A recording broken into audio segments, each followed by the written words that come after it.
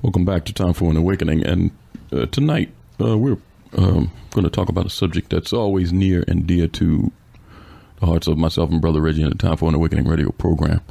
We always like to talk about things that can break the bonds of ignorance on our people and get them to look at critically things that they're doing, things that we believe in, things that we take for granted are spiritual in nature and spiritual truths. Before I introduce our guest, I'd like to read a article that was posted on the Time for an Awakening webpage from blacknews.com. It's entitled "Why Some People Don't Celebrate Christmas." Christmas is the world's biggest holiday, and it's fast approaching. Nearly 2 billion people will be celebrating the birth of Jesus Christ this December 25th, but there are millions out there who choose not to celebrate Christmas at all because of its pagan origin.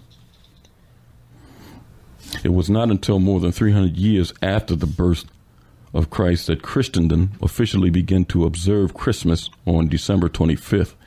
Interestingly, the mid-17th century, an act of Parliament banned Christmas celebrations in England and in the United States. The Massachusetts General Court did the same. Why? The book, The Battle for Christmas, says Christmas was nothing but a pagan festival covered with Christian veneer. The root of Christmas can be traced back to pagan Rome, with its mixture of festivals for honoring the agricultural god Saturn and the sun god Sol Invictus, or Mithra. Anthropologists, we kind of know the rest of it. We also know that a lot of these holidays, because we're in that quote-unquote holiday season, Thanksgiving and heading into the Christmas celebration, that we know that when we came to the shores of this country, our people was not celebrating Thanksgiving or Christmas. Thanksgiving is a definite American holiday with the staples of the holiday, turkey and cranberry sauce, things that was introduced to them by the Native Americans that helped them survive. At Christmas also, the same principle. Our people were not celebrating these days, but as time went on, we were allowed to come out of the fields and join with our families, have mock celebrations, and our people started picking up these celebrations as a part of their own. And to add, during Christmas time, that was the only time that the slave master allowed the slaves to have a limited amount of freedom. And actually, when you're talking about the mocking portion, was because they gave them rations of certain food, and part of the main rations was liquor, because they would love to see the slaves get drunk and have a lot of folly going on. That was one of the passions of letting the slaves have basically that time off for that time period. So I want you to let the listening audience know that also, Elliot. Mm-hmm. Tonight, we're going to look into these things with somebody that's familiar to our program. Author, publisher, cultural historian, and artist, Dr. Tony Browder will be joining us to talk about the African origin of Judaism and Christianity. Dr. Browder. Good morning, brothers. Actually, good evening. How are you? How you doing, my brother? How are you, sir? I'm great. How are you? Great. Fantastic. Dr. Browder, this is to some of our people, it's a sensitive subject, because when you talk about religious observances or holidays, they're inexplicably linked to the religions that our people popularly believe in this country of our former chattel enslavement. Talk about why, in your opinion, that our people in particular refuse to talk about religion. Well, we only talk about what we know. And most people of African ancestry who live in America are Christians because they were enslaved by people who are Christians. Most people who are conquered, who are enslaved, take on the religious traditions of their conquerors and or enslavers. And when someone enslaves you and introduces you to their concept of God, that's not to save your soul. It's to keep you psychologically, emotionally, and spiritually under their control. So during the first 200 years that Africans were enslaved in America, we were not allowed to participate in any Christian celebrations whatsoever.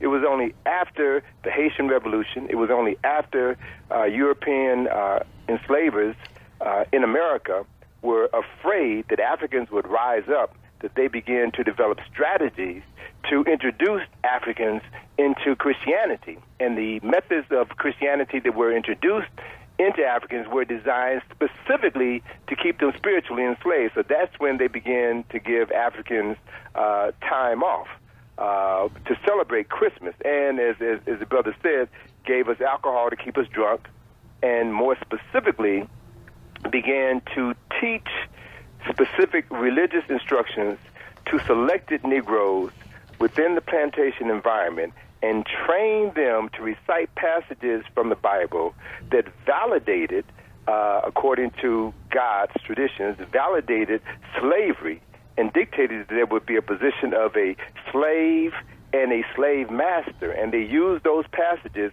in order to keep Africans who were enslaved in the Americas sedate and to teach them that they would get their reward in the great by and by.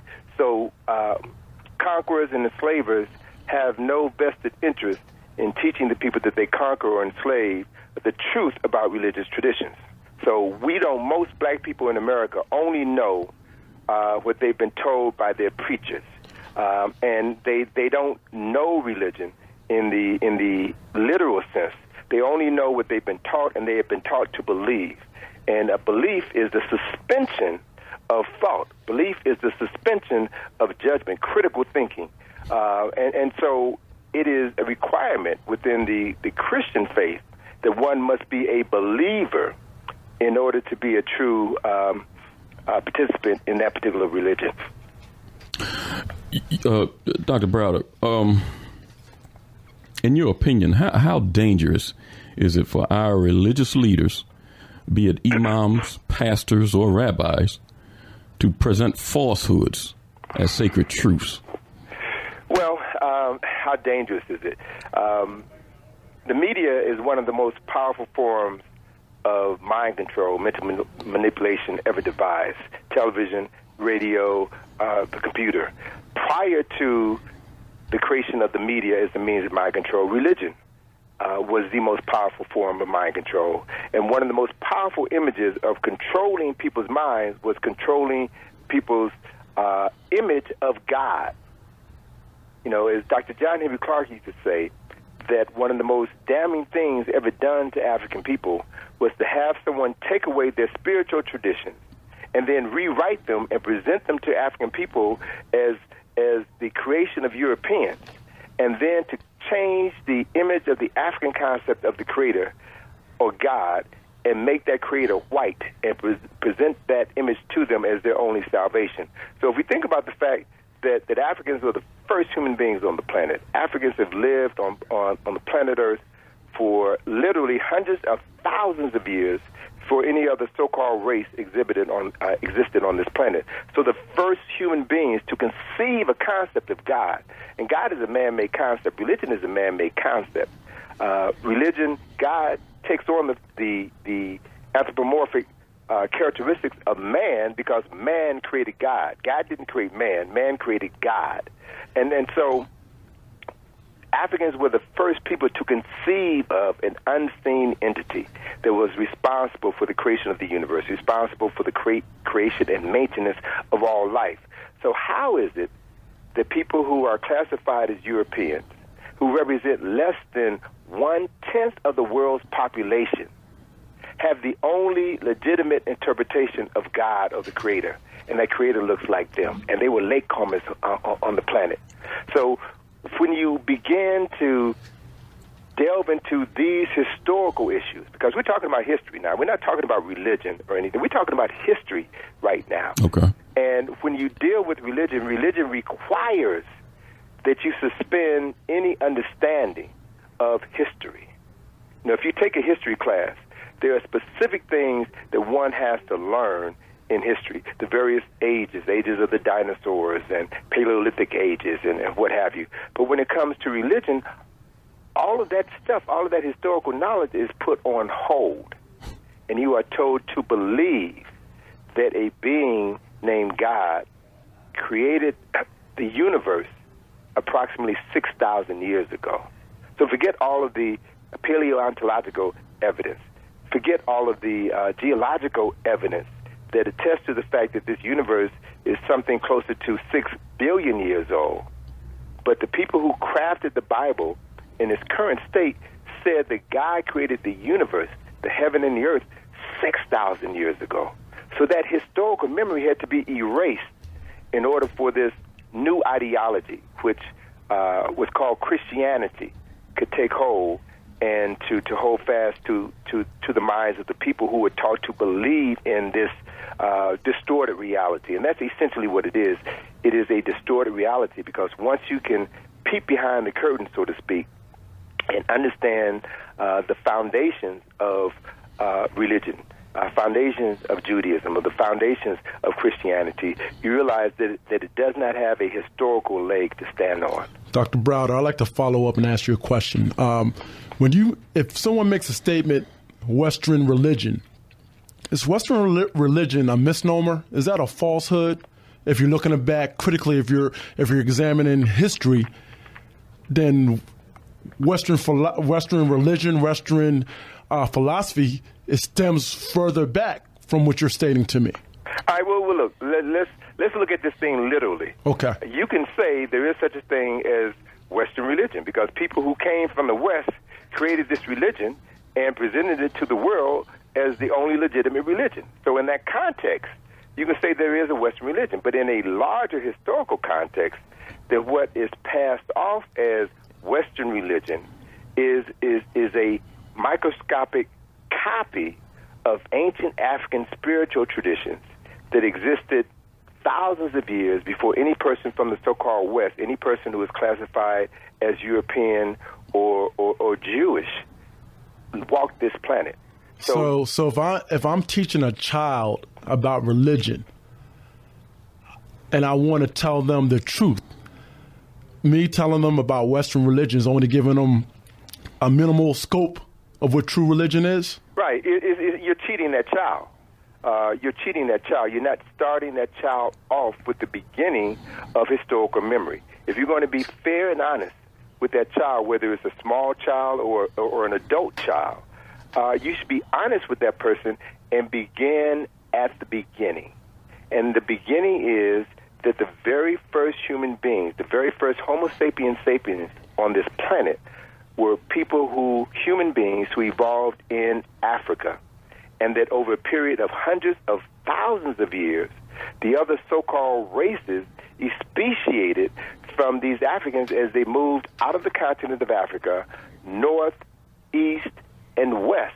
And over, again, a period of hundreds of thousands of years, speciated or evolved to become the other so-called races that now inhabit this planet. So let's begin at the beginning. The first human beings were African. The first civilization was African. The oldest documented civilization that I could speak of with any degree of intelligence right now in 2012 is Nile Valley civilization.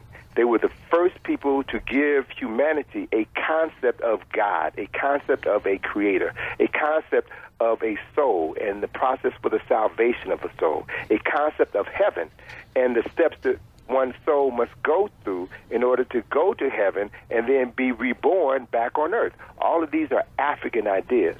But if you are to control African people, then you must separate Africans from their homeland, separate Africans from their own historical, cultural, and spiritual traditions, and then assign these attributes to the conquerors and enslavers of African people. And then the world becomes distorted, and that is the story that everyone begins with. So, Dr. Browder, I just want to get a little more clarity for myself and for the listening audience. Now, you had made a statement a little earlier about Africans and their conceptualization of God. So you're telling me if you believe in Judaism, Christianity, or Islam, the first thing that you need to reconcile in your mind is that you're dealing with an entity that you've never seen that's invisible. Is that correct? Well, of course. Nobody's ever seen God. Nobody's ever seen God. I just want to be sure I heard you right. Okay. Nobody. Now, listen, we have in the Old Testament and the New Testament these stories, countless stories of people who saw God or saw a burning bush or heard the voice of God. And these stories have been accepted in these books, the Old Testament and the New Testament, and in the Quran. Muhammad tells the story of Allah revealing the Quran to him in a cave. Now, Muhammad was illiterate, could not read or write, and yet he is said to have produced this book. So if we apply the same criteria that one would apply in any court of law or any scientific community to these books, they wouldn't stand up. There are people walking the streets of Philadelphia right now who say that they talk to God. They're classified as crazy. I've met people, lecturing and traveling around the world who tell me that they talk to God and God is giving them these instructions. And I kind of look at them askew because I know that there, quote unquote, is no God in the traditional sense of the word. God was a concept that was created by man, the mind of man, in order to help man understand the impossible. So if you look at it in that context, then it all begins to make sense. And these texts could be used to liberate you as opposed to holding you religiously incarcerated. So what you're saying is that the original man, in order for them for that person, individual, or community to be able to rationalize what was around them, the rain coming from the sky, the sun, this is how they had to develop. This is what they had to do to develop, to be able to rationalize and conceptualize their living or their being? To keep their sanity and to grow, right? And if we're honest, if we're truly honest, we keep using this word God, which is a male term. Mm-hmm. But if we're really honest, the first symbols of the Creator were female. The first God was a goddess. And just think of it in this context. The woman gives birth. She's a creator. The woman is a goddess. The woman bleeds every month. And blood is a symbol of death, yet she continues to live. The first representations of a creator were female. And it was only after, specifically after European males began this era of male domination and control, that they suppressed all feminine interpretations of the creator and then created this story, fabricated this story, this lie, if you will, and excuse me for being truthful, but this lie of Adam and Eve. There is no Adam and Eve in the biblical sense of the word. That story is not true. And if you talk to any rabbi, if you talk to any theologian who is going to a theological institution, not someone who all of a sudden was smitten by the word of God and decided that they were going to become a preacher, but if you talk to someone who has studied religious texts, they would tell you that the story of Adam and Eve is an allegory, that story is not true. So as a minister friend shared with me years ago, a very simple and powerful statement. He said, Tony, the Bible contains truth, but the Bible is not true. And so it means that you have to know the truth in order to find the pearls of wisdom that are in the Old Testament, the New Testament, and the Quran. You have to know the truth because the truth is there. And the last thing in the world that any thinking person would do, any conscious person would do, would be to take these books, these texts literally. You mentioned, Dr. Browder, that the Bible in its current state. Oh, yeah. And I want to go back to that because we can see that the Bible, if you really start looking at religion critically, that is froth full of deliberate distortions of spiritual truth. Being that the subject matter tonight is the African origin of Judaism and Christianity, we can see that historically the belief in Judaism predated Christianity. Now, I don't want to get the things mixed up. I believe that through historical study that the African Hebrews, quote unquote, that migrated out of certain areas didn't necessarily start Judaism. Judaism and Jewish are two different things to me. But going back, we can see that the Nile Valley civilizations, and Egyptians in particular, is inexplicably linked to the Bible in its current state, even though the Bible is froth full of disparaging remarks,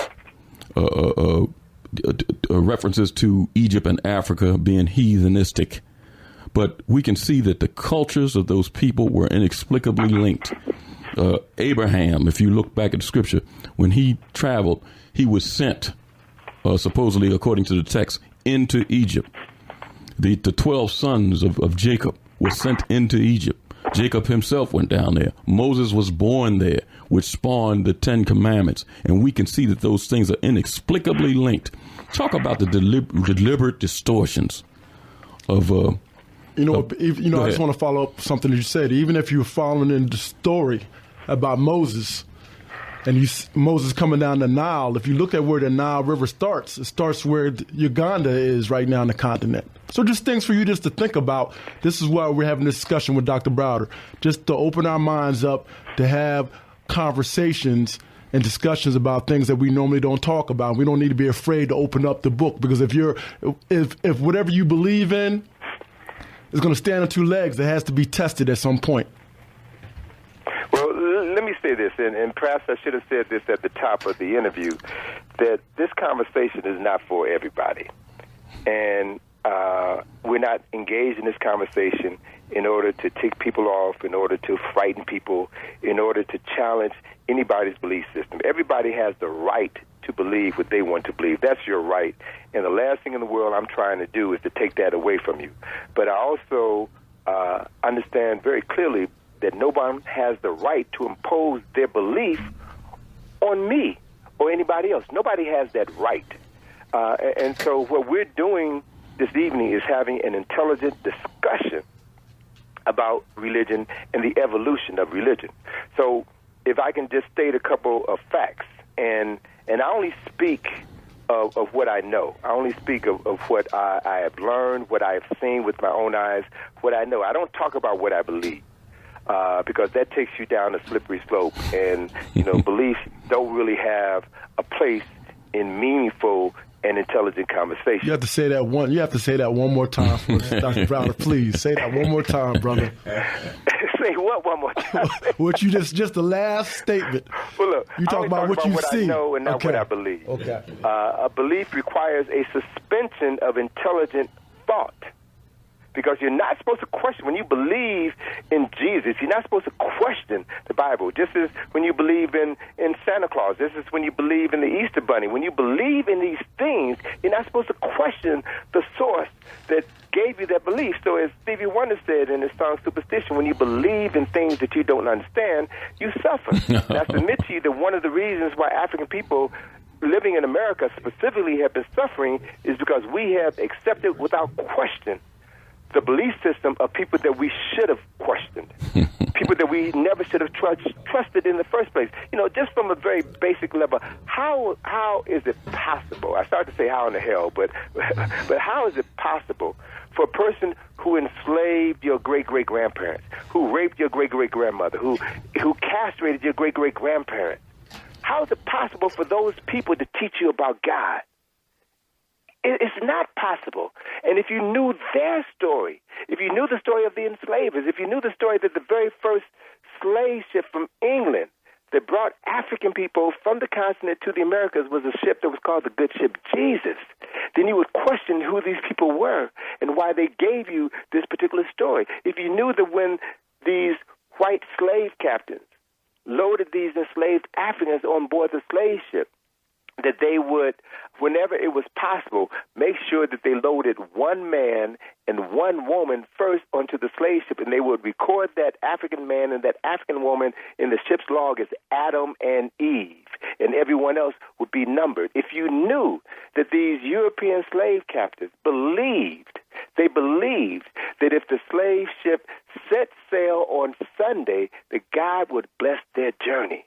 See, if black folk knew these things, if we were taught these things when we were young, we would question with great introspection this whole Bible, and we would be able to see it for what it is and discard the Bible that was given to us by our enslavers and pick up the religious texts, the spiritual texts that were given to us by Africans. My colleague James Small, in a segment of this new documentary called Hidden Colors 2 that we're in, James Small makes a very cogent point when he says that Africans living in America, which is the third largest population of Africans on this planet, Africans living in the Americas are the most, hands down, the most religious people on the planet.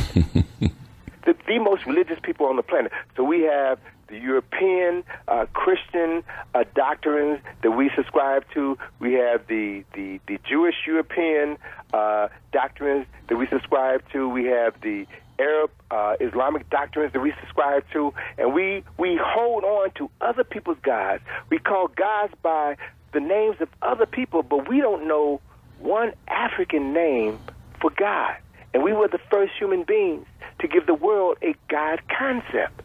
So when we stop and look at that and question these issues, they would make you begin to reevaluate who we are and where it is we must go in life. So there was a question that you asked me a while ago, and I've forgotten what the question is. Well, we're gonna take a brief break, and when we come back, Jacob and Ollie and Phil is up, and we'll be right back with cultural memory specialist Dr. Tony Browder. We'll be right back.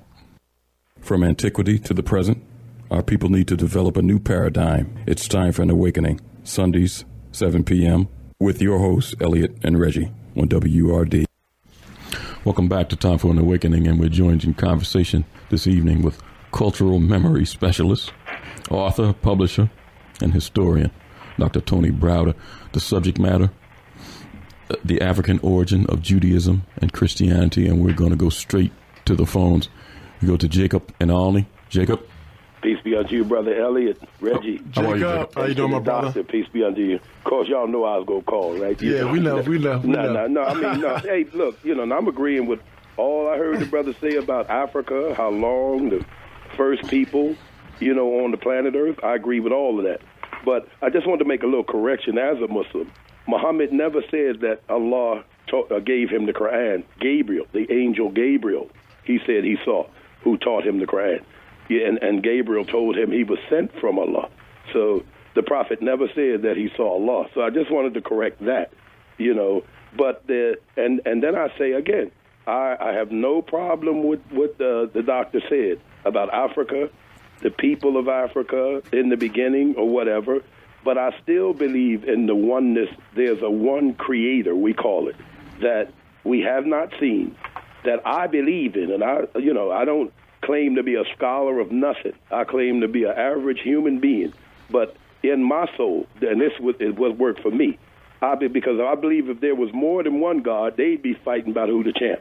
So the belief that I have says that there's only one God, and that's what I believe in. One creator, one force, you can call it whatever you want. The name doesn't make a difference to me. As a Muslim, I call him Allah.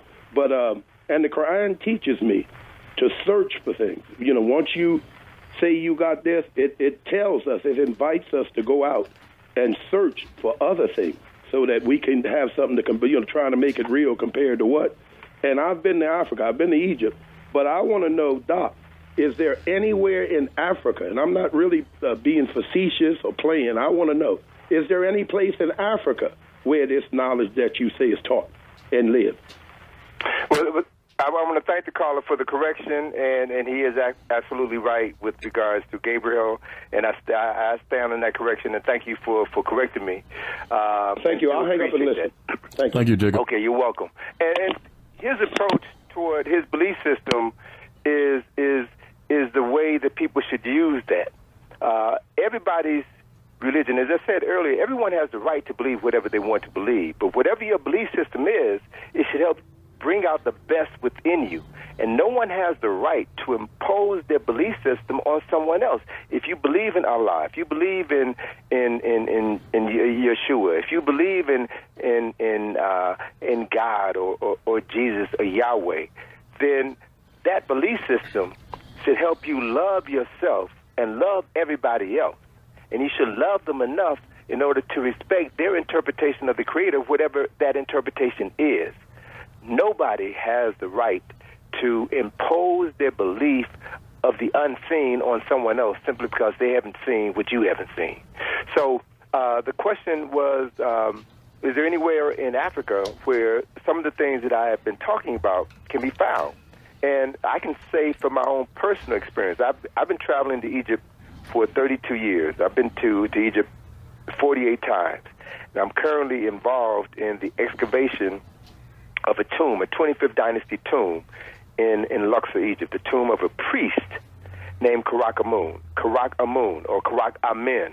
The same word that Jews use, the same word that Christians use, the same word that Muslims use, Amen. Amen is an ancient Kemetic word, and Kemet is the original name for the country that the Greeks renamed Egypt.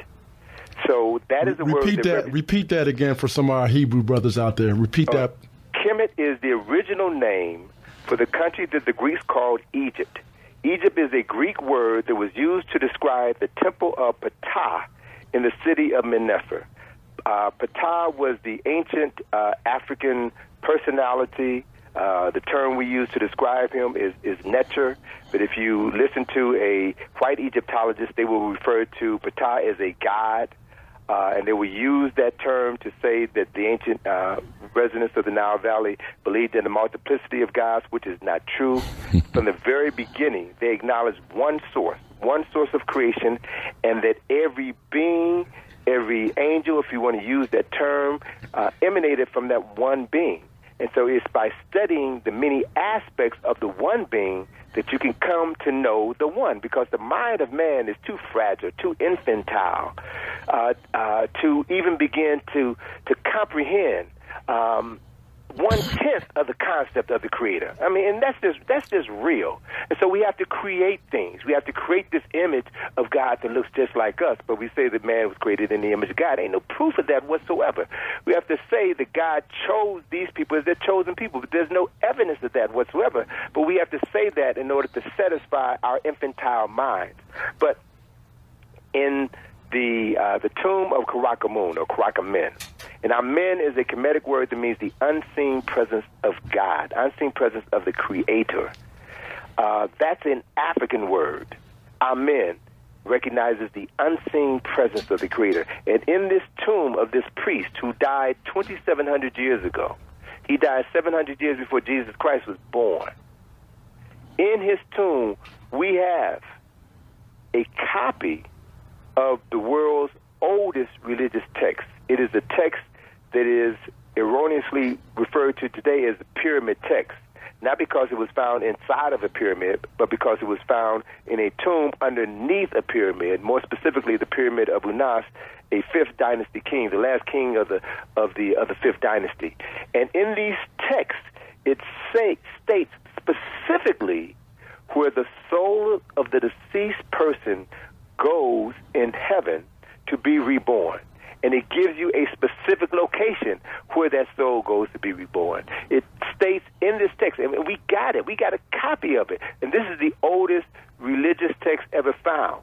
It dates back to approximately 2300 BC, before Abraham, before the Torah, before Moses, before Muhammad.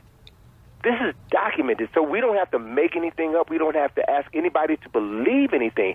I can take you to this location and show you the text because it's there in the tomb that we're excavating. I can take you to Saqqara, Egypt, inside of the burial chamber of Unas, and show you that the exact same text is on the wall. So we don't have to make anything up. And the point that I'm saying is that if we can take the time to know ourselves or to rescue our African memories, we will realize that everything we need to save our souls, if in fact our souls need to be saved, everything we need was recorded first by the first human beings on the planet. So I'm a strong advocate of always getting my information directly from the source, and not from second-hand or third-hand sources, particularly if those sources were responsible for enslaving my ancestors and minimizing our value on the world stage. The information is there if you're willing to do the work and go and seek it out. Dr. Browder, just to follow up what Jacob asked, on the continent of Africa, is Kemetic rites and spirituality, is it being practiced today? I think that's some of the question he was asking. Well, it definitely isn't being practiced in Egypt today, because Egypt has been conquered by Arabs since 648. So every last vestige of that ancient tradition is gone. And even before the Arabs came in, Justinian and Theodosius outlawed these teachings. Now, what you will find is that there are vestiges of these ancient practices that are still being used in the Vatican. You'll find vestiges of these ancient African spiritual traditions that are still being used among the Dogon in Mali, in West Africa, but then the Dogon are under attack by Arabs right now who consider them pagans. So African spiritual traditions are still under attack because there has been a concerted effort for at least the last 2,000 years to eliminate any trace, any footprint, any fingerprint of an African origin of a theological concept. Let's go to Phil in North Philadelphia. Phil? Yes, good evening, Brother Elliott. How are you, Phil? I'm doing pretty good. Stranger Phil, how are you, sir? Yes, sir. What's up, Brother Red? How you making out? Oh, man, I'm hanging in there just watching the movie go around. We on our way. And good evening to your guest, Dr. Browder. Good evening, brother. How are you? I'm doing pretty good. For the sake of time, I'm not going to get too long-winded. But are you familiar with the word Tamahu?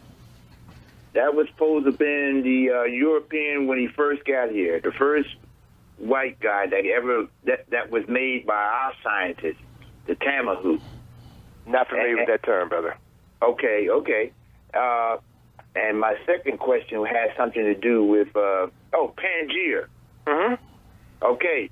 Now you know the lineage on Pangaea. How we had dominated the whole planet, and then the story of Yaku, who made Yakun, which was the Tamahu. That's right. That's what I was referring to. And my last question is: are you familiar with the word the Ba? It was ancient Kemetic word. The Ka, the Ba. These are all Kemetic aspects of what we would call the soul, or the aspects of our being. Yeah. But let me just share this with you, brother. I'm from Chicago, born and raised in Chicago. I've been living in the D.C. area for over 40-some-odd years. And in 1972, a very close friend of my family, who was a member of the Nation of Islam, gave me my copy of my Quran, a copy of a Quran, which I still have. Mm-hmm. And he very close friend. Matter of fact, I just spoke with him the other day. His birthday was last week. He's now 82 years old. Good brother. Mm-hmm. And he shared with me the story of Yaqub. And the story, at 1972, that story was a little bit too much for me to grasp. And I had read the autobiography of Malcolm X, and he referenced Yaqub, the big-head scientist. But, I really couldn't wrap my mind around that. And then 10 years later, 1982, when I went back to Chicago to visit this same brother, he said, now, Tony, and I just shared with him in the 10 years since we had that initial conversation, I've read a lot, I've learned a lot, and now I'm ready for the next phase of the lesson. And in that study session, the brother told me, now, Tony, one of the things that you have to understand, that story of Yaqub is a metaphor. It's not a real story. There was no real person named Yaqub. And see, and this is where this thing gets to be a little dicey, because we believe in stories and allegories as the real thing. They are instruments that are designed to teach certain lessons. Yes. They are instruments, right? But don't take the story literally. See, because let me just talk briefly on 2 points that the brother made. He referenced Pangaea. These are two words, Pangaea. Gea meaning earth, and Pan meaning one. So Pangaea represents a point in time, millions of years ago, when there was one solid landmass. And then, because thank you, Phil, for your call. Yes, sir. Okay. I'm sorry. Go ahead. And there are these things called tectonic plates, where the earth sits on these plates, and these plates move apart. And so as these plates move apart, these land masses separated. So if you look at a globe, you will see that you can take all of the so-called continents and kind of piece them together. And you can see this Pangaea concept is real. Africa is the only continent which did not move. All of the other land masses pulled apart from Africa. Africa is the only continent which is almost perfectly located, situated north and south of the equator. And you can fit Europe into Africa. You can fit Saudi Arabia into Africa. You can put India into Africa and the Americas. You can piece them all in. And the brother was right.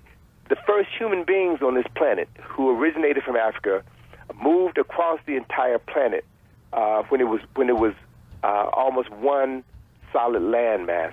But over time, the land separated and the knowledge was lost. And the people began to find ways to regain aspects of that knowledge. So that is the evolution for different theologies.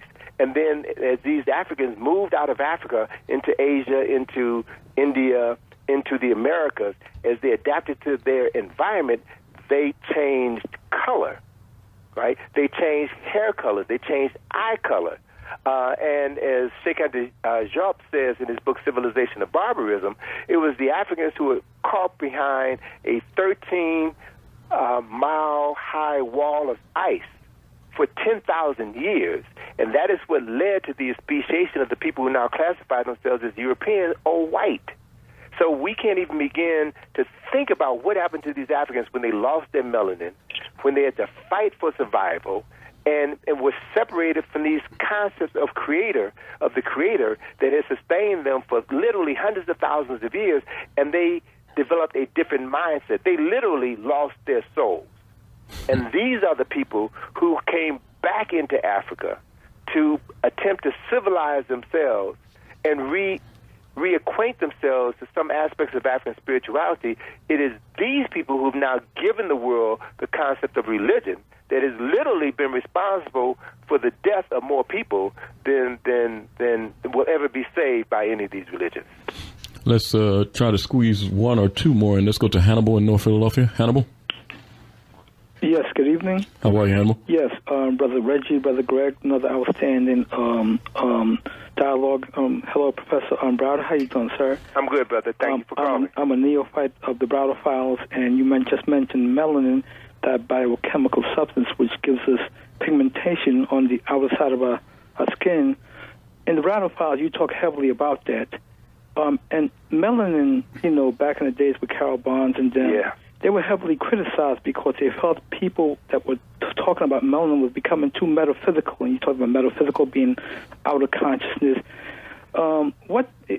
Can you elaborate on melanin a little bit and our blackness and our consciousness from a practical application point of view? And I'll get off and listen, okay? Okay, yeah, Thank you, appreciate that. And I'll make this real short because we can talk forever about this. But melanin is the visible aspect. Melanin in our skin is the visible aspect. But what we don't see is the melanin in our brain, a melanin in our spinal cord, melanin in all of our organs, and the circulating melanin within our blood system. In our cerebral spinal fluid. Melanin is a chemical substance that I refer to as our direct line of communication to the Creator, to God. It is this melanin connection that people of African ancestry have that makes us more spiritual, that makes us accept other people's religion, because it's hardwired into our consciousness.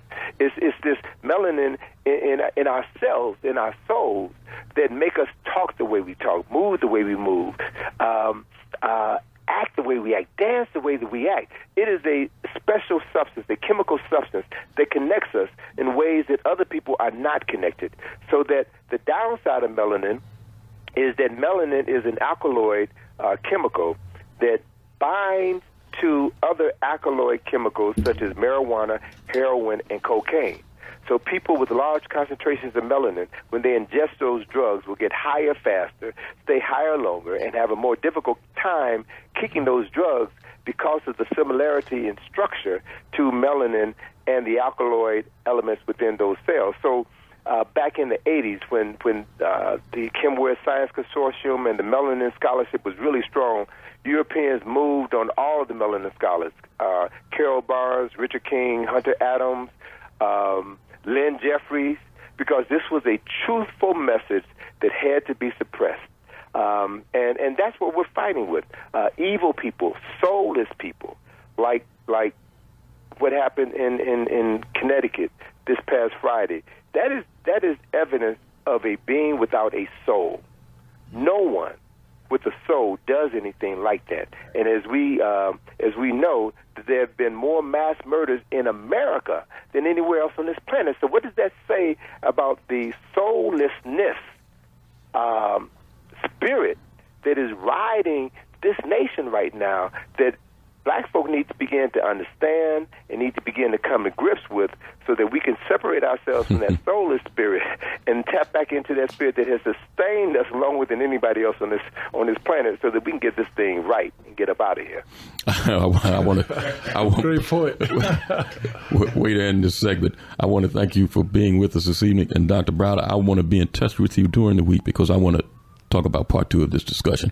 We didn't get to Christianity per se, but I think that's a heavy part of this discussion. For sure, man. And listen, I'm going to be coming to Philly, I think it's on the 18th and 19th of January, doing a presentation. We're working out the details of that now.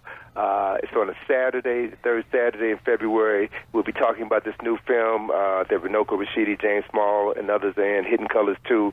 There's a segment in there that deals with religion. Check that out.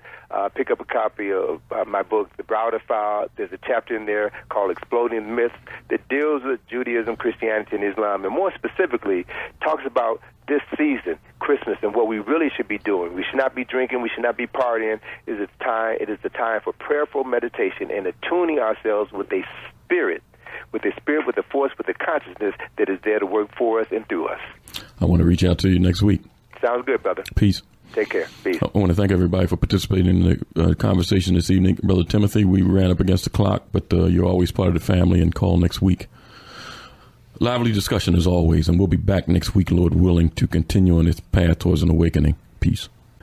Welcome back to Time for an Awakening, and tonight, again, as I stated, we're in part 2 of our discussion. We'll be joined in a moment by Dr. Tony Browder, author, publisher, historian, artist, and lecturer. Dr. Tony Browder is joining us to share again and continue the discussion on the African origin of Judaism and Christianity. Tonight, before we open up, I did want to, I'd be remiss to mention about the upcoming holiday of Christmas that is celebrated on the 25th. And that's one of the first questions I want to open up with Dr. Browder when he comes on. You know, it's time for us, we are coming into a new year to really start reassessing what we do as a people, the knowledge of ourselves, and moving forward. And certain things that we've been doing as a people, especially since we've been here in chattel enslavement, we really need to reassess.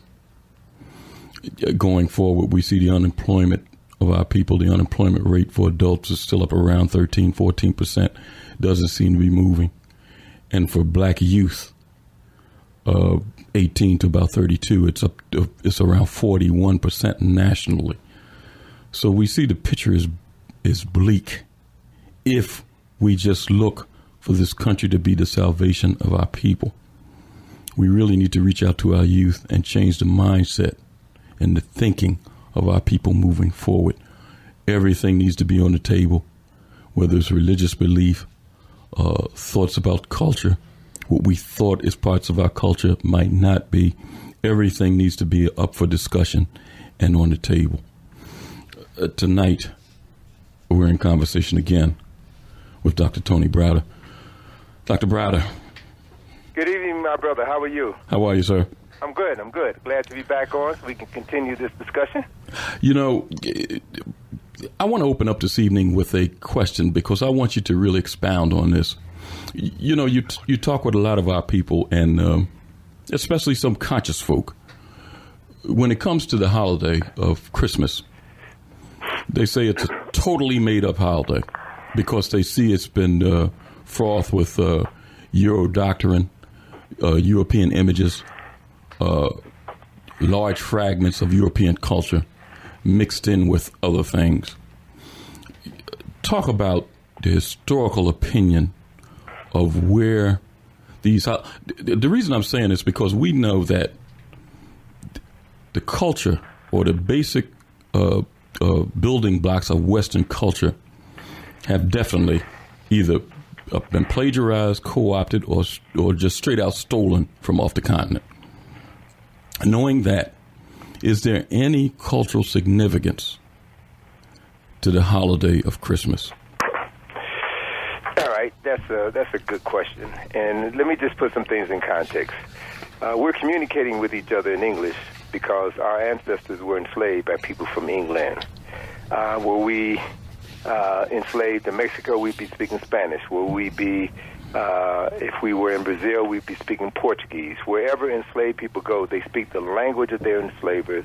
They take on the traditions, the holidays, and the religions of their enslavers. And so part of the process of enslavement is not just a physical thing, but it's an emotional, it's a psychological, and it is a spiritual form of enslavement. So I do remember reading in this book called the Bible a statement that said, when I was a child, I thought like a child. When I became a man, I put away childish things. Mm-hmm. So as I began to learn more about my African roots, I began to see the distortions in the socialization processes that were imposed upon me, specifically the celebration of Christmas. Christmas has nothing to do with the birth of Jesus the Christ. And I say that because no person living can tell you when Jesus was born. Nobody knows when Jesus was born. December the 25th is celebrated as the birth of the person that we know today as Jesus the Christ, because at the Council of Nicaea, certain decisions were made to celebrate the birth of this man that they deified and said that he was the Son of God. And they selected that date of the 25th of December, and that date wasn't really ratified and put into existence as a uniform holiday until 350 A.D., 350 years after the birth of the man whose birthday we're celebrating. And the reason why December the 25th was chosen was because that was the day that was celebrated by hundreds of thousands of people throughout the world as the birth of the Son, the S-U-N, the Son. And since this man, Jesus, who was literally fabricated at the Council of Nicaea, was supposed to be the Son of God, then they adapted that date because it was already in use by people, and they wouldn't have to work too hard to get them to celebrate this new deity, if you will. So what's the significance of December the 25th? December the 25th falls 4 days after the winter solstice. The winter solstice, we just celebrated the winter solstice this past Friday, 21st of December at 6:12 a.m. Solstice is a Latin word which means sun is still. Sol means sun in Latin, and still means still. The sun is still. So on December the 21st, the winter solstice, the beginning of winter, for 4 days, the sun is still. That is, the length of the day does not increase nor decrease significantly during this 4-day period of time. So if you look in your newspaper, you'll find in the weather section the dates or the times for the rising and the setting of the sun, the moon, the stars, and the other planets. And you'll notice during the time of the solstice, the length of the day is the same during these 4 days. And then after the 4th day, on the 5th day, the length of the day begins to increase by 1 minute. And so in ancient times, 3,000, 4,000, 5,000 years ago, it was taught that the sun was born since the length of the day increased. Now, that is the origin of that celebration. But now, we've got to understand how people refer to this on an emotional or psychological level. The sun is responsible for all life on this planet. If the sun were any closer to the earth, the atmosphere would boil away, the water would boil away, and this would be a dead rock. If the sun were any further away, if the earth was any further away from the sun than it is, then everything would freeze, and the earth would be a dead rock. So this relationship between the earth and the sun is critical. So in ancient times, the sun was representative of God, of the Creator of all life. So the sun was said to have been born on December the 25th. And the length of the day continues to increase by 1 minute per day until we reach the time of the equinox, which usually falls in March 21st. At the equinox, which is another Latin word, equa means equal, nox means night. So equinight is the time when we have 12 hours at night, which also means that we have 12 hours of daylight. So the length of the day is the same. And the sun then crosses over the celestial equator and begins to move from the southern hemisphere to the northern hemisphere. And this crossing over of the sun from the equator, from the south to the north, Christianity referred to as the Passover, or Judaism refers to as the Passover. And for a 3-day period of time, the sun is crucified or crucified on the equator as it passes over. And so this is where we get the whole celebration of Easter and the resurrection of Jesus. And so if we look at our calendar, we'll realize that the birthday of Jesus falls on December the 25th, even though nobody knows when Jesus was born. But the date of the celebration of his resurrection is never the same. It always changes. So why is that? It changes because Easter is always the first Sunday after the first full moon after the spring equinox. Okay? So the first Sunday after the first full moon after the spring equinox. So essentially, brother, what we're talking about, what we're dealing with is something that 99.9% of people who practice Judaism, Christianity, and Islam don't understand, is that all of these religions, all of these theologies, if you will, are based on astronomical and theological teachings that derive from ancient Kemet. People have the symbols, but they lack the substance to understand what these spiritual times of year actually represent so that we can be in harmony with them, thus be in closer harmony to our Creator. Tell me, Dr. Browder, because our people here always associate the celebration of Christmas with the birth of the corrupted name of Jesus Christ. Mm-hmm. Tell me, when the Europeans first took power in northern Africa, northern and central Africa, and introduced Serapis, which later, to use the term from Dr. Ashwakwasi, Serapis Jesus, we can see that when they introduced that Serapis into Egypt to make that a god among the people, that they used the introduction of the Serapis with some of the things that you're talking about now. True or untrue? Well, yeah. I mean, look, one of the best ways to get somebody to embrace a new idea is to wrap it up in an old idea. All right, so you introduced this story about Serapis, which is identical in many regards to the story of Asar. It's identical in many regards to the story of Heru, a story that is thousands of years older than Serapis, thousands of years older than Jesus. So people already have a familiarity with it, so they don't just reject it because it sounds like what we've been practicing for thousands of years. So there's more of a willingness to embrace it if it's already in alignment with something that you know to be true. Go ahead. Dr. Browder, good evening. Good evening. I have a question. Now, if someone that's Christian or from the Judaism line of thinking or Islamic would say, well, if Kemet is so great, why is their civilization no longer in existence? What would be your feedback to that question? The reality is, brother, nothing that comes stays. Nothing that goes is lost. The reality is Kemet is the oldest documented civilization on this planet.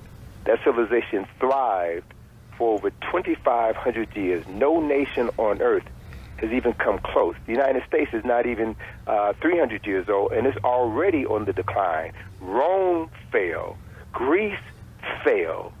Israel, Jerusalem fell. And so nothing lasts forever. So it's a matter of having a historical perspective so that you can put things in their correct context. And to follow that up, what would you say to someone who says that I was taught just believe in Jesus and have faith? What's the sense of me looking back into the history when it doesn't apply to my real life today, when all I have to do is believe in Jesus Christ and by the blood? Well, the issue is and I'll put that question to someone, an African American person who shares that question with me. I would ask them, well, how is that working for you? Black folk embrace other people's, other cultures' religions more fervently than anyone we know, and we still catching hell. Yeah. We always catch hell because there's no way on earth your former oppressor, your former enslaver, your former colonizer is going to give you the keys to the power. And one of the best ways to convince you that you're on a good path is to make you believe in something that has no foundation. I would refer such a person, and one of the issues that you're dealing with is people who rely on faith alone. You can't really have this type of discussion with them because they aren't ready to receive that. So everybody has the right to believe whatever they want to believe, and I'm not here to convince anybody of anything. That's not my job. That's not my right. But for those who want to know, for those who want to understand why they're suffering and why praying to Jesus and giving their tithes every week is not changing the quality of their life, then I would suggest that they view this situation a little differently, and there are other sources that can give them information. There's a good friend of mine, Reverend Willie Wilson, who's the pastor of Union Temple Baptist Church in Washington, D.C., and he wrote a book a couple of years ago entitled Releasing the Power Within Through Spiritual Dynamics.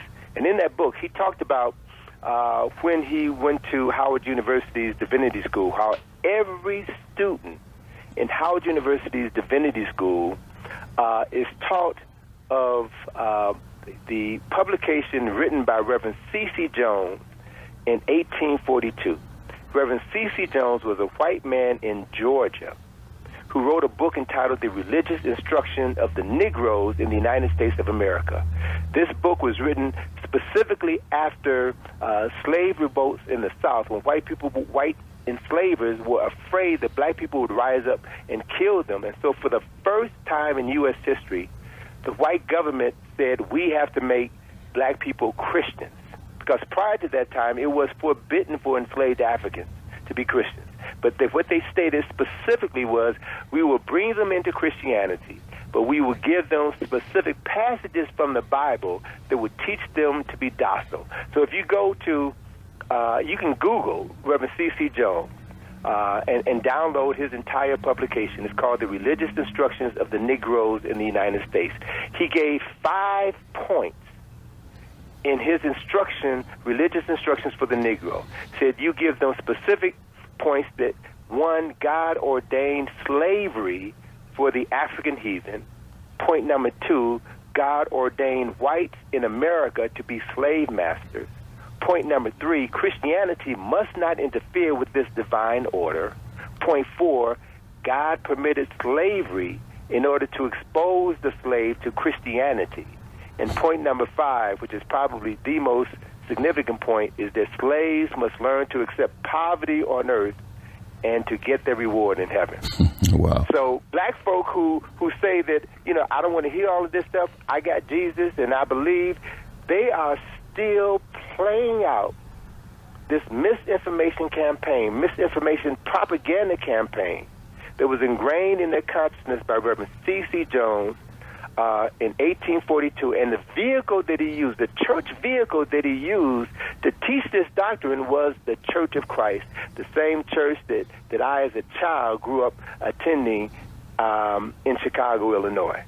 So reading, studying history, understanding the source of religion ideology will free you like you're never supposed to be freed if you're willing to do the work. Let's go to our first call this evening, Brother Joe in Germantown. Joe? Go to the next one. Joe hung up. Okay, Joe, turn off your radio, Joe. Yeah, You're listening to yourself. We lost Joe. Joe, give us a call back. Let's go to Timothy in South Philadelphia. Timothy? Yes. How are you, brothers? How are you, sir? Elliot and Reggie and Dr. Browder.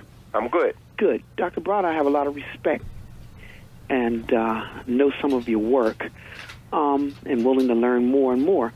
But here's the subject, sir. I want to go beyond religion, and I want to talk about the Dogon people. And if you're able to expound upon it, I'd like to know what their connection was with the universe, how they studied, what was their connection with maybe flying aircraft or having some connection with people that look like us who flew aircraft.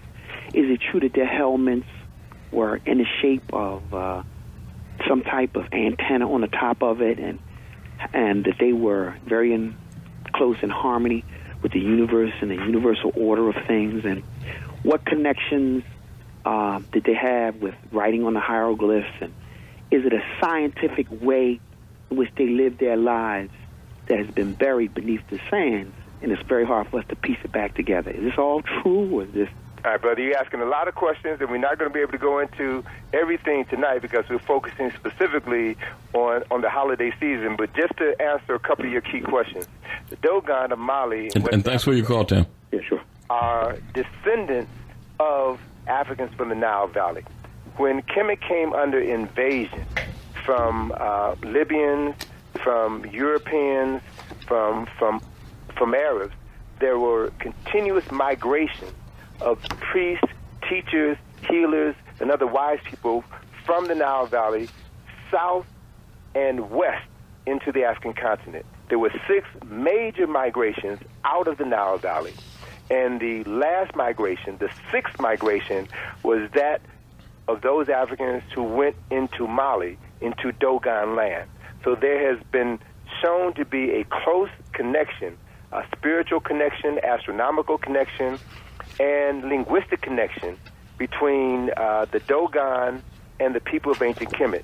So you'll find a awareness of the star Sirius, which the Dogon referred to as Potolo. And Sirius was known as Sirius was known as Sepedet to the people of the ancient Egyptians. So there's a host of connections, and you raise a lot of questions, and it would take another show just to delve into them. But there's a lot of truth to some of the things that you raised, brother. Dr. Browder, can you give the listening audience information, a connection with the Star of David and some of the earlier roots?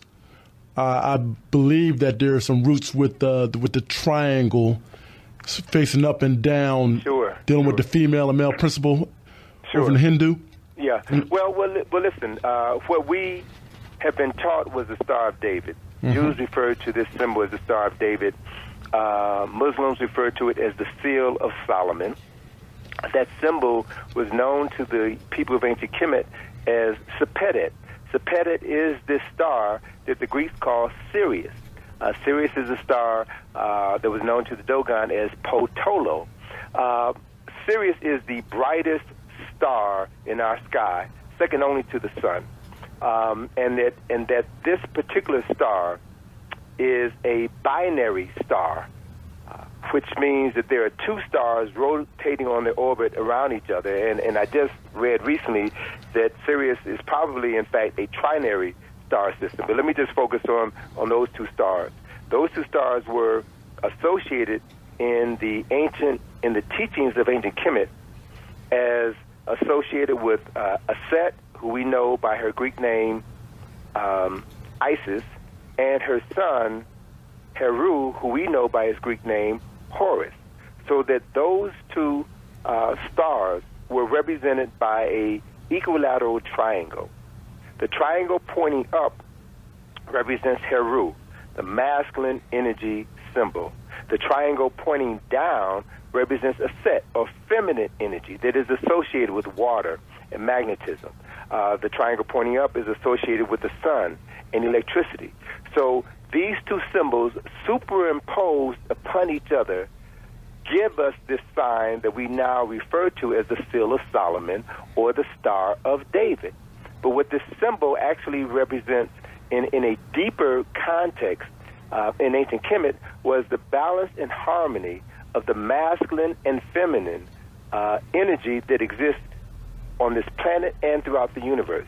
The balance and harmony of the sun and the moon, the balance and harmony of electrical energy and magnetic energy, or what we refer to today as electromagnetic energy.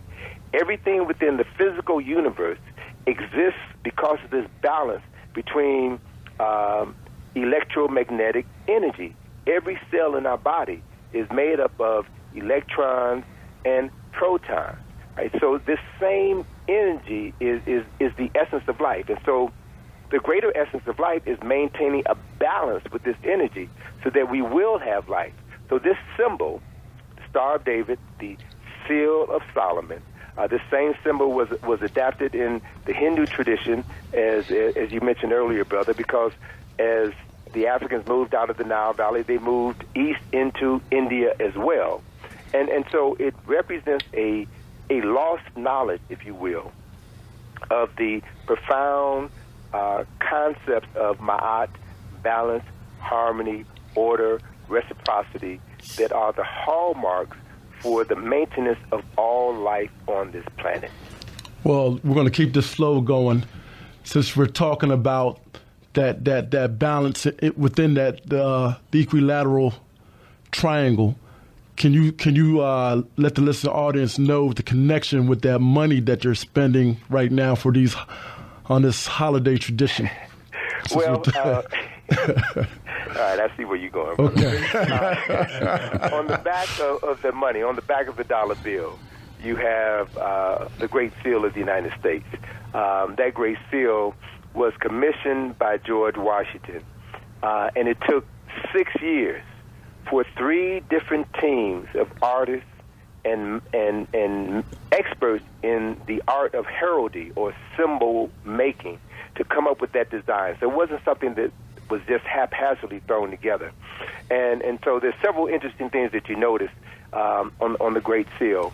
You see the eagle, and this symbol, the Great Seal, is the same symbol that you see on the podium whenever the President of the United States speaks. So the President, every President of the United States, stands behind this symbol. It supersedes him. So it is more important than him because of the symbolic essence that it represents. You see the eagle holding numerous objects in his talons, 13 arrows, holding an olive branch with 13 leaves and 13 olives. You see a chest on a shield with 13 stripes. You see a banner in his mouth with the words E pluribus unum, which is 13 letters. You see above his head a cluster of 13 stars, which form the Seal of Solomon, or the Star of David, or Sepedet, right? So all of these symbols exist on the Great Seal because the people who crafted that symbol, the people who created the United States of America, just happened to be members of a Masonic order, and they used those symbols in order to represent the extension of ancient Nile Valley history, culture, science, and traditions here in the New Egypt, which is what the United States of America is. Oh, boy. We're going to continue hearing the lecture in the community. And if you want to participate, give us a call at 215-634-8065. That's 215-634-8065. And our online listeners that asked some questions to Brother Reggie during the week about last week's program, call up. It's a toll-free number, 1-866-361-0900. That's 1-866-361-0900. We're going to take a brief break, and we'll be right back with Dr. Tony Browder. Welcome back. It's time for an awakening, and we're joined this evening in conversation for part 2 of our discussion with Dr. Tony Browder. The African origin of Judaism and Christianity is the topic tonight. And let's go right back to the phones. We have Donald in Feltonville. Donald? Jumbo's there, my brother. How are you, Donald?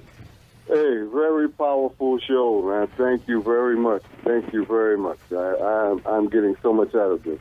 And I was just wondering, when I pray, I don't pray to a single deity. I pray to the great Creator. I was wondering, with this this format here, is as a black man, as an African, as an Ethiopian, as a Moor, whatever they want to call us. You understand? Whatever we want to call ourselves in this case. And I want to call myself an original. And I would like to know the original name that our people pray to.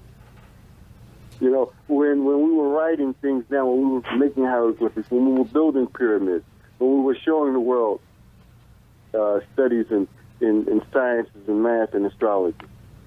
And my last question is, about what time was this prophet called Jesus born?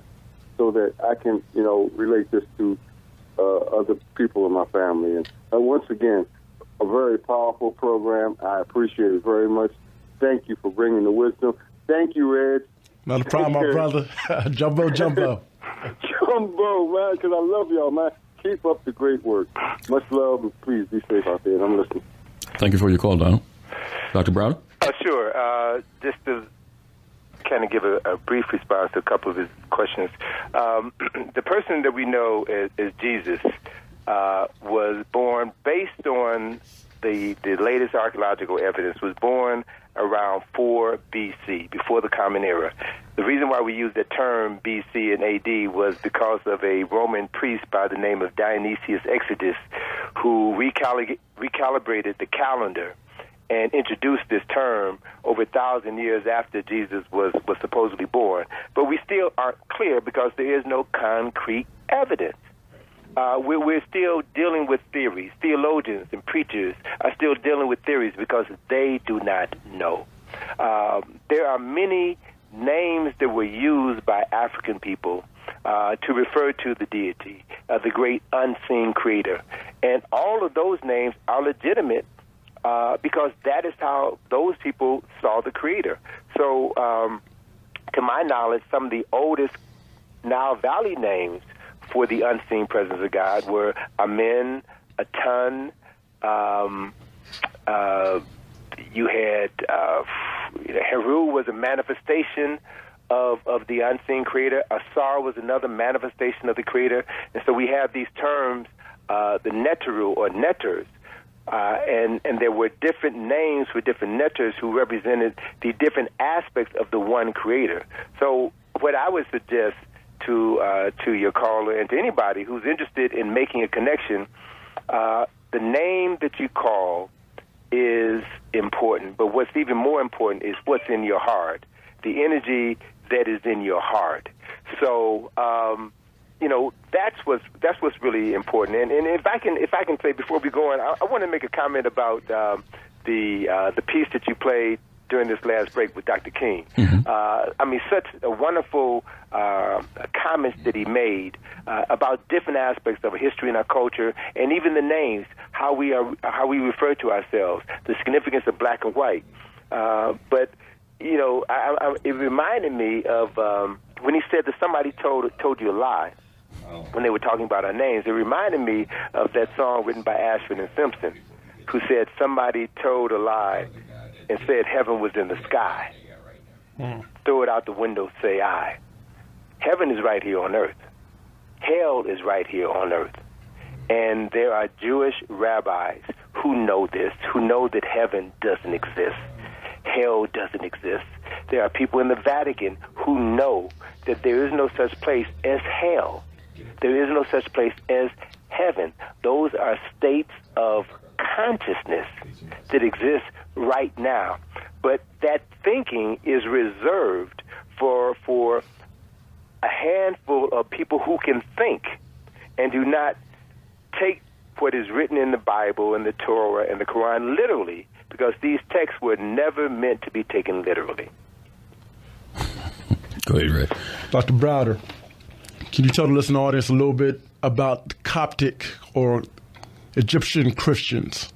Well, let me back up and put some things in context for you again. Okay. Because what we're dealing with is control of the minds of the people. Control of the minds of the people. So because Kemet was the knowledge and power. She was constantly subjected to invasion and conquest, because people only steal from people who have something. You don't steal from a thief. You don't steal from a poor man. You steal from people who have something. So when the oppressors came in, they began to see that there was so much wealth and power in Kemet that they had to find ways to devalue Kemet in the eyes of everyone else. So part of that process of devaluing Kemet was to suppress all of the teachings of the Netru, all of the teachings of God that preceded the advent of Christianity. And so in 391 ACE, there was a Roman emperor by the name of Theodosius who closed all of the temples of Kemet. And he executed all of the priests so that no one would exist who could translate Medu Neter and tell folk who were learning the Bible that, oh, no, that's a mistranslation from the original text. So all of those priests were killed, and all of the temples were closed. And by 394 ACE, the language of our ancestors, Medu Neter, the writing of God, ceased to be written again. They had so thoroughly erased the competition. And then in 527 ACE, Justinian, who was another Roman emperor, closed the very last temple in ancient Egypt where these teachings were taught. That was the temple in the island of Philae.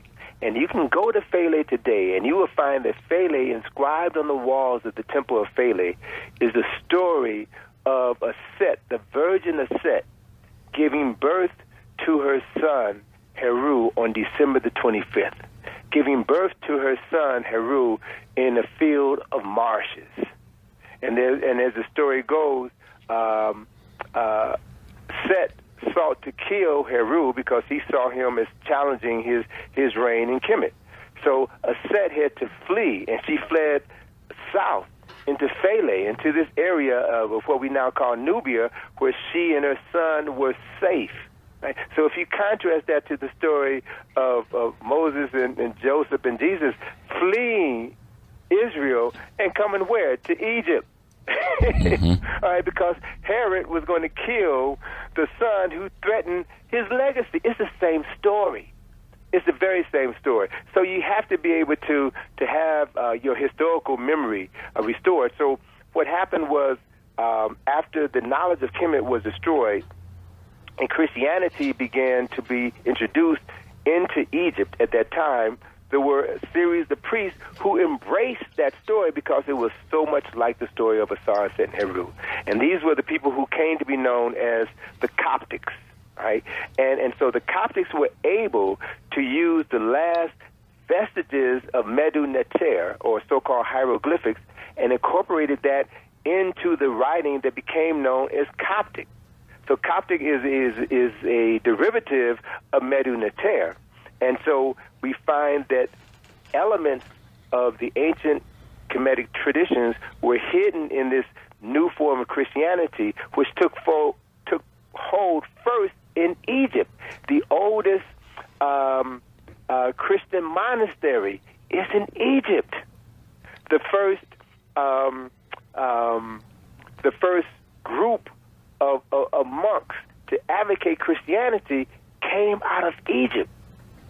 Right? So all of these documents, if we're very clear about Nile Valley being the origin of Christianity, we don't have to go to Israel. We will find all of this information in the Nile Valley, and it's still there waiting to be studied, waited to be interpreted and incorporated into people's lives. Dr. Browder, I have one other question for you. Yes, sir. Now, people who study the Bible and text know about the ransacking of Alexandria, Egypt, the library. Mm-hmm. There's a name that I'm just now becoming familiar with, General Ammar. I think he might have been Arabian.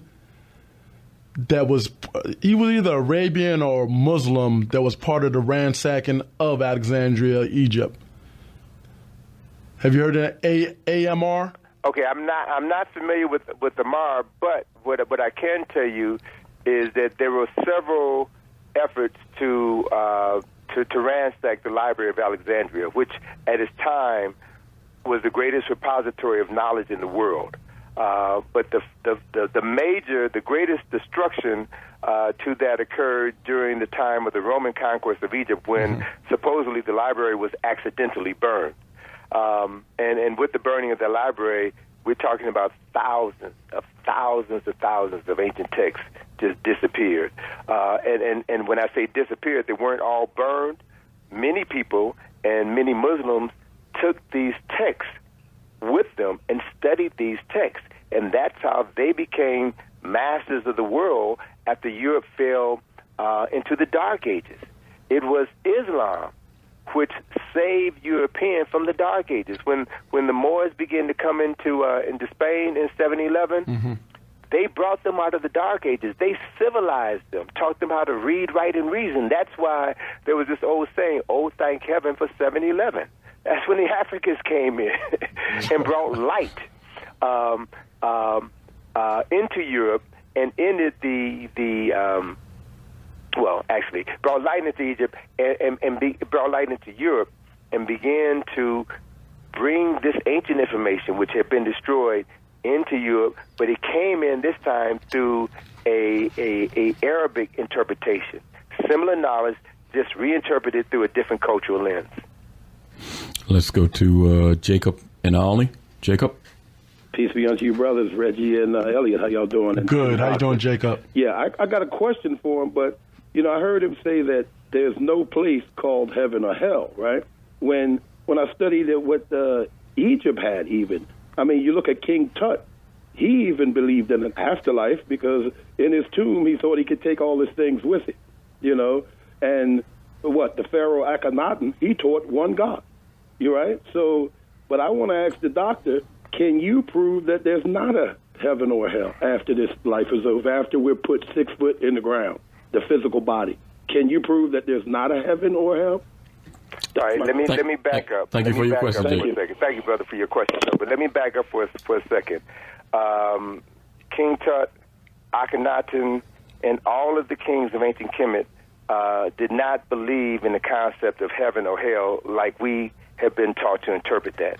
If you really understand what the tradition that these people were carrying on, it's a tradition that comes down through the so-called pyramid text from the Pyramid of Unas, the last king of the 5th dynasty. They talked about the souls of the deceased going into the heavens, going into the constellation of Orion, where that soul would be reborn, and then that soul would come back to Earth. So the afterlife is your soul coming back to Earth, right? That's what they were talking about. So your soul coming back to Earth would mean that when their spirit came back into the afterlife, the next life here on Earth, then based on the quality of life that you live would determine whether or not you would catch hell here on Earth in the next life or live a relatively comfortable life, heaven, relatively speaking, on Earth. So it's here. It's here. Sounds like the concept of the New Jerusalem to me. Well, but see, the thing that we're dealing with is, and I'm not here to try to convince anybody of anything. That's not my job. I don't have the right to try to convince anybody of anything. Everybody's entitled to believe whatever you want to believe. All I'm suggesting is that if what you've been believing is not working well for you, then maybe there's some other things that you should check out so that you can know what you're doing as opposed to believing in something. It's the difference between belief and knowledge, a profound difference. So when you're talking about heaven and hell, the way that was spoken in the past in Kemet, you're not speaking of a destination or a particular place. Is that what you're stating? No. I'm saying the place is here. Okay, no, I just want to be. But we go through a process. Okay. See, if we think about, in this whole process of mummification, which is an Arabic word, I hate using that word, but your audience is familiar with it. The whole idea was to turn that person into Sahu. Sahu was the resurrected Asar. So it's a matter of taking people through a process so that their soul could be reborn here on Earth. Right? The soul could be reborn here on Earth. And if you've lived a righteous life, that is, if you follow the admonitions of Ma'at, then you can live in heaven on earth. So it's all here right now. So these teachings were designed to help you develop the best aspects of life in this life and the next life when you come back. Now, let me just share something with your listeners that is not commonly known, but even among selected rabbis of the Jewish tradition, they know about what we call reincarnation. They accept it, they embrace it. That's why they don't believe in heaven and hell. Any Jew who has studied the Torah knows that heaven and hell does not exist. All right? And in ancient Kemet, that the term that describes what we call reincarnation, that term was Rehimi Mesu, which is the repetition of the birth. Our souls are repeatedly reborn here on the earthly plane of existence. So when we understand that story and can look at it in a historical context, in a spiritual context, then who is Heru? Heru represents the reincarnation of Asar. So that we see it played out in the lives of every king in Kemet. Every king, when he ascends to the throne, takes on his Heru name. He becomes the manifestation of Heru. And when he dies, he then becomes Asar. All right? And if he becomes Asar, that then opens the door, the way for him to be reborn again. So it's about a process of the continual renewal of life, which is what we see in the sun during the time of the solstice. The sun is dead. The sun dies, but it is reborn on December the 25th. The sun is crucified, but it comes back when it passes over. So these are all stories, if you will, about rebirth and renewal. And that's what life is all about, brothers and sisters. Dr. Browder, I want to thank you for being with us this evening.